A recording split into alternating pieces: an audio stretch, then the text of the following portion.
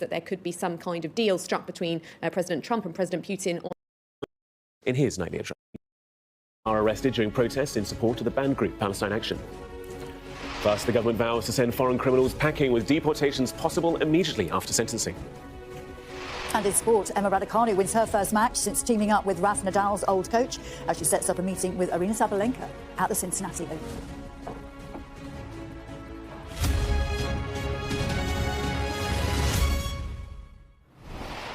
Very good morning, and thank you so much for joining us. On The Breakfast Show, the White House has said President Trump is open to inviting Ukraine's leader to a meeting he's hosting with Vladimir Putin on ending the war.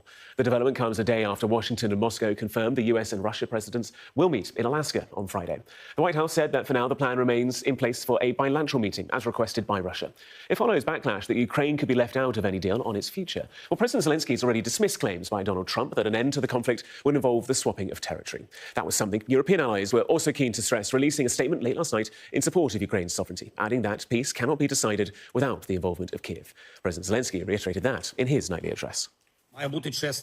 First and foremost, there must be a just end to the war, and it depends on Russia. It is Russia that must end the war it started. Second, Ukraine and all partners share the same understanding of the need for a ceasefire, for an end to the killings. Only one actor stands against this, Putin. The path to peace for Ukraine must be determined together, and only together with Ukraine. This is fundamental, and it is important that our joint approaches and shared vision work toward a genuine peace. Let's bring in Amanda Acas, our political correspondent who's in Westminster for us, and just tell us more about this kind of late-night intervention that we got from European leaders. Yes, so it follows a meeting yesterday that was held in Kent at Chevening, organised by David Lammy, the Foreign Secretary, and J.D. Vance, the US Vice President, who's been staying with him. Now, they're meant to be having a break this weekend at the start of the Vice President's holiday, but instead they ended up convening a meeting of national security advisors from across Europe, as well as the Ukrainians, of course, and American officials too. And really, they used this as an opportunity to try and push back to the Americans against the sense that there could be some kind of deal struck between President Trump and President Putin on Friday, which doesn't include the Ukrainians at the table or indeed any of the Europeans. And it's really a bit of a kind of sense of deja vu back to the early days of the Trump administration, where the message we heard again and again from European leaders and, of course, President Zelensky was that there could be no deal for the future of Ukraine without the Ukrainians involved. Now, of course, the European leaders who issued this joint statement, so that's Sir Keir Starmer, as well as the leaders of France, Germany, Finland, Poland, Italy and the EU, who all had representatives at that meeting. Now, they didn't want to antagonise Donald Trump, so in their statement they said that they welcome the fact that he's making these efforts to try and end the killing in Ukraine, but then go on to say, we share the conviction that a diplomatic solution must protect Ukraine's and Europe's vital security interests. We agree that these vital interests include the need for robust and credible security guarantees that enable Ukraine to effectively defend its sovereignty and territorial integrity. Ukraine has the freedom of choice over its own destiny. Meaningful negotiations can only take place in the context of a ceasefire or reduction of hostilities. The path to peace in Ukraine cannot be decided without Ukraine. We remain committed to the principle that international borders must not be changed by force. The current line of contact should be the starting point of negotiations. So quite a lot to unpack there. First of all, I think it's worth saying that in the past hour we've heard from President Zelensky, who has welcomed that statement. He says he values and supports that statement and is grateful to everyone who is supporting the Ukrainian position. But more broadly, there are key messages there within that statement from the European leaders. First of all, about the importance of robust security guarantees. Effectively, the European leaders are saying we don't trust the Russians to stick to anything that you might agree, and we need to know what's going to be in place in order to protect any peace agreement that is struck. Now, Sir Keir Starmer and President Macron came up with this idea for the coalition of the willing, 31 mainly European, also other NATO countries willing to contribute to some kind of reassurance force in Ukraine and air and sea support to ensure that any peace deal is stuck to by the Russians. But Sir Keir Starmer has always been adamant that that would need to be supported by a US-led backstop, which has never been something that President Trump has been willing to guarantee. There's also a strong message in there as well, of course, about the importance of the Ukrainians having a seat at the table, which potentially President Trump does sound like he's listening to, saying he's open to the idea now of President Zelensky taking part in those talks on Friday. But also this idea about territorial integrity and the starting point for those negotiations. Now, the Wall Street Journal reporting overnight that the Europeans actually came up with their own negotiating position to put to the Americans last night. That's not something we've had guaranteed, but it is in keeping with the language of this statement in terms of the importance of having a ceasefire as the starting point for negotiations, and also a suggestion that any land that is given up by the Ukrainians would then have to be in a kind of reciprocal arrangement. The Russians would also have to give up some of the territory that they have occupied. Of course, the Ukrainians say they're not going to give up any land, and President Zelensky making the point that in the constitution of Ukraine, he's not allowed to do so either. But clearly, the Europeans really trying to make their stand here and saying we need to have a place at the table here. Live in Westminster for us, Amanda, thank you so much.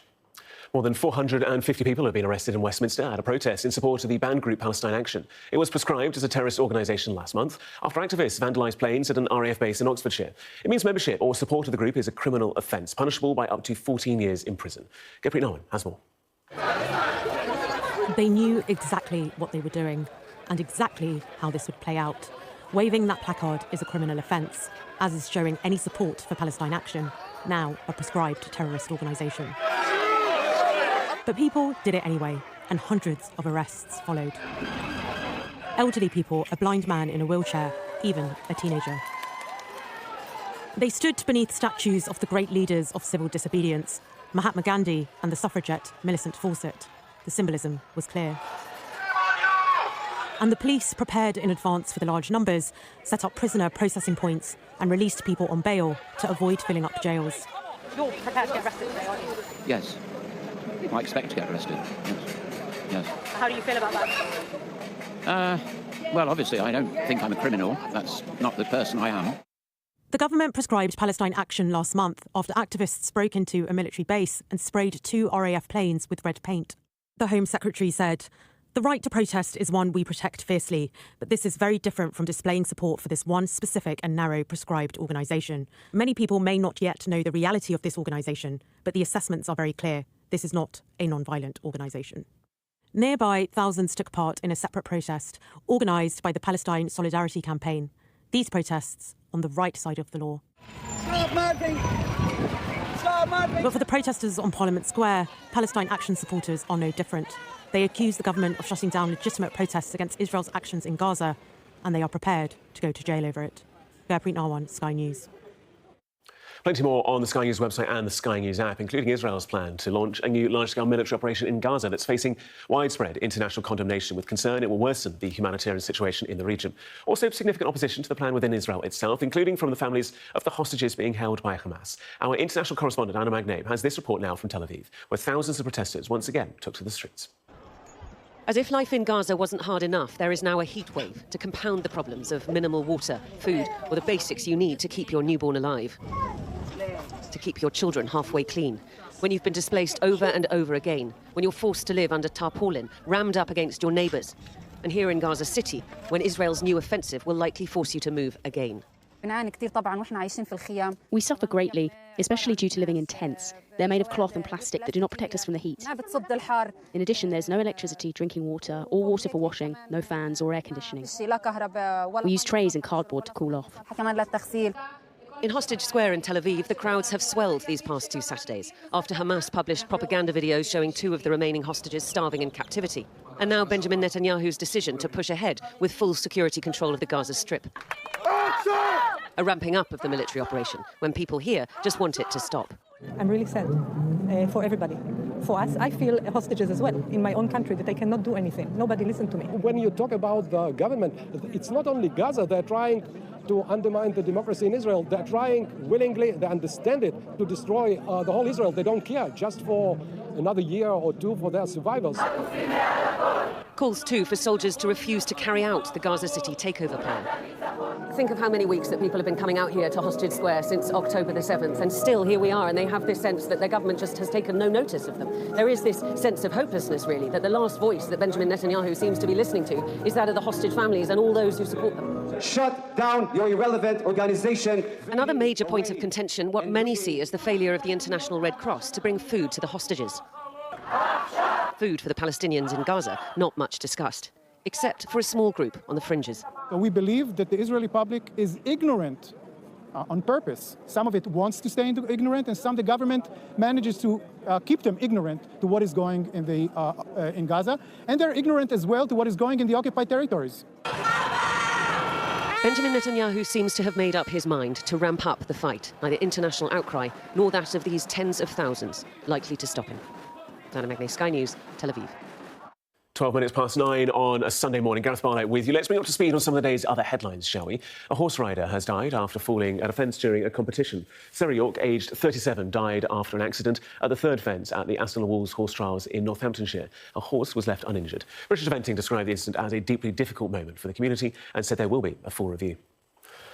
Firefighters are continuing efforts to extinguish a fire in Holt Heath in Dorset after a major incident was declared in the area. A fire broke out yesterday and was spread by high winds. Smoke seen more than 8 miles away. Officials say they did save one property from the flames. Foreign criminals will now face immediate deportation from the UK as soon as they're sentenced, following a new law proposed by the government. Rachel's here for the details. What are those details? Well, essentially, this is an aim by the government to try and reduce the number of people in our prisons, specifically those who are born foreign, and also to try to save money as well. We know that foreign criminals make up 12% of the prison population, and according to the Justice Secretary, this plan will save them around £54,000 per person per year as an attempt to remove foreign criminals as soon as they're sentenced. Now, currently, they are eligible to be deported some way during their sentence. It's currently 50%. That's actually about to be dropped to 30%. But the government, under what would have to be a new law passed through Parliament, wants to drop it to 0%, which would be a pretty significant change. We understand it doesn't cover everybody. So this is people who've got fixed determinate sentences. So not someone, say, serving a life imprisonment with only a minimum term for something like murder. And also the authorities would have the ability to make sure that somebody sees out their sentence here in the UK, particularly if it's somebody the government would want to keep an eye on, say they're wanted for terror charges or they're thought to be a risk to life here. But as I mentioned already, we know the prison system is currently buckling, huge overcrowding crisis. There were a number of points in recent years where it was close to collapse altogether because there were just too many people in our prisons. And this is really what the government is stressing. We've had a statement through from the Minister of Victims, Alex Davies-Jones, basically saying this is all about trying to wrest control back in our prisons. Now that they're not being housed at all at His Majesty's pleasure or by the taxpayer, they are being deported back to their country of origin immediately, which will release the pressure on our prisons. But we're also taking extra work in order to alleviate pressure on our prisons. We're building more prisons, more than has been done since the Victorian era. We are announcing a once-in-a-generation sentencing review in order to make sure that we never get in the situation that we were in again regarding the prison overcapacity crisis that we inherited from the previous government. So all of this is being done in order to alleviate room in our prisons to ensure that there's always a place in prison for those who need it. Government Minister there, but it strikes me that you might be able to deport these people at kind of day zero, effectively, of their sentence, but you can't guarantee that they will then serve that in prison necessarily in the country you send them to. Completely, and this is the real problem, I think, that the government hasn't been able to clarify to me, certainly, how many people would actually see any form of a prison sentence. The old system under the previous Conservative government didn't see that many criminals deported, but they basically worked by doing a prison transfer agreement with other countries to deport foreign nationals. I've spoken to someone at the MOJ this morning, and they said there's no way of guaranteeing, whether these people would serve any prison time, but they just stressed that as far as they can see it, these people would be barred from returning to the UK for the rest of their lives, and they say that it would be a reassurance to the victims knowing that their taxpayers' cash wasn't paying to keep them here in prison. Fascinating developments. We'll follow them closely. Thank you so much. Let's actually stay with the government's plans to ease prison overcrowding, and the use of electronic tags and tougher community sentences is to be widened. The Justice Secretary has said she's determined to toughen up community punishment to make sure unpaid work pays back into communities harmed by crime. Fraser Moore's been to see it all in action in Peterborough. This morning, our job is we're taking out old sleepers, which hold the track, removing them, digging out and relaying new ones. It may well share its roots with the chain gangs of old, but this unpaid work is very much part of a contemporary plan to reduce reoffending. 1, 2, 3, lift. This group of low to medium risk offenders are relaying track at the Nene Valley Railway. The relationship between the charity that runs the heritage site and the Ministry of Justice has been mutually beneficial for over 20 years. We have our own volunteers who go out to do track work. Today, our own volunteers are further down the running line doing some sleeper replacement and reballasting. So to have a team that can just come into this yard and do this work as a community service is massively important to us. As well as providing much-needed labour for charities like this, the unpaid work scheme aims to rehabilitate the offenders. I find that with the people on the community service, 90% of them, after being down here, don't come back on community service when their order's finished, and they seem to be getting jobs and going out working. So I think it's quite a good way of getting people back into work as well. The independent review of the current sentencing framework published in February called for an increased focus on utilising punishment outside of prison to reduce reoffending and so relieve the pressure on the prison system. In response to the recent sentencing review, the Lord Chancellor says she's determined to toughen community punishments and to make sure that unpaid work truly pays back to the communities that have been most affected by crime. The Ministry of Justice also says that carrying out unpaid work in the community is far more effective at reducing reoffending rates than prison sentences of less than a year. The MOJ says it will always prioritise having the prison capacity to house the most dangerous offenders.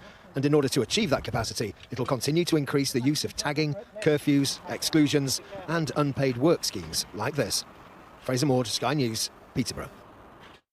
Well, in response to our reporting, a spokesperson for the Ministry of Justice told us offenders should be made to give back to the communities they've harmed. That is why we're toughening up unpaid work as a punishment so it can continue to act as a deterrent and make our streets safer. Projects like Nene Valley are a great example of how hard work ensures offenders pay for their crimes. We want to see more projects like this and are talking with councils and businesses to put more offenders to work.